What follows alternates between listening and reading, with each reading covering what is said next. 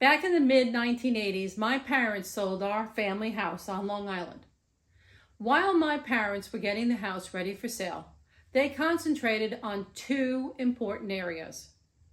One being that the exterior of the house be welcoming and that the interior of the house be comfortable and inviting.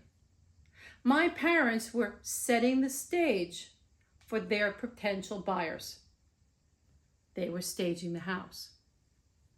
So although many houses are staged when they go on the market these days, the concept of staging a house is actually a lot older than what you would think.